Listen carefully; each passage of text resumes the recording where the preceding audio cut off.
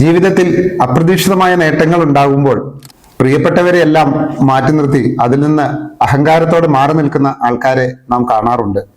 അവർക്ക് വരാൻ പോകുന്ന വിപത്തിനെ കുറിച്ച് വ്യക്തമാക്കുന്ന ഒരു കഥയായാലോ ഇന്ന്. ഒരിടത്ത് ഒരു രത്നവ്യാപാരി ഉണ്ടായിരുന്നു.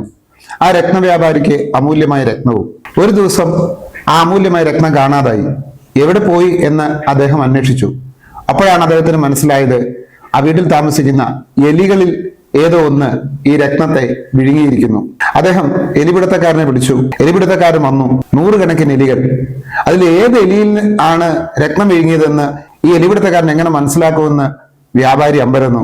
ഒരല്പം നേരം ഈ എലികളെ എല്ലാം നിരീക്ഷിച്ചതിന് ശേഷം ഈ എലിപിടുത്തക്കാരൻ ആ കൂട്ടത്തിൽ നിന്ന് മാറി നിൽക്കുന്ന, അല്പം നീങ്ങി നിൽക്കുന്ന ഒരു എലിയെ പിടിച്ചു കൊന്നു.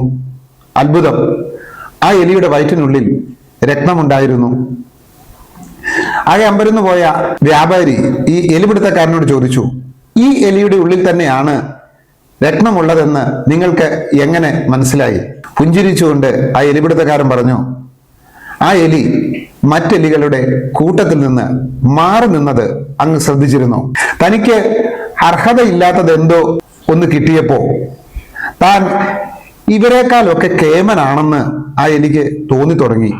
അതിൽ നിന്നാണ് ആ എലി കൂട്ടത്തിൽ നിന്ന് മാറി നിന്നത്. അതവന്റെ നാശത്തിന് കാരണമാവുകയും ചെയ്തു. പ്രിയപ്പെട്ടവരെ, നമ്മുടെ ജീവിതത്തിൽ അസുലഭമായ ചില ഭാഗ്യങ്ങൾ അപ്രതീക്ഷിതമായി ലഭിക്കാറുണ്ട്. പലപ്പോഴും നാം കാണുന്നത്, അത്തരത്തിലുള്ള നേട്ടങ്ങൾ ഉണ്ടാകുമ്പോൾ അവർ ആദ്യം ചെയ്യുന്നത് തന്റെ കൂട്ടത്തിൽ നിന്ന്, തന്റെ പ്രിയപ്പെട്ടവരിൽ നിന്ന് മാറി നിൽക്കുകയായിരിക്കും. ആ മാറി നിൽക്കൽ അവർക്ക് നാശത്തിന് വഴിയാകുകയും ചെയ്യും. നമുക്കൊരിക്കലും നമ്മുടെ പ്രിയപ്പെട്ടവരെ മറന്നു പോകാതെ ഏത് നേട്ടത്തിലും ഏത് വിജയത്തിലും അഹങ്കാരമില്ലാതെ ലാളിത്യത്തോടെ, എളിമയോടെ, വിനയത്തോടെ ജീവിക്കാൻ കഴിയട്ടെ.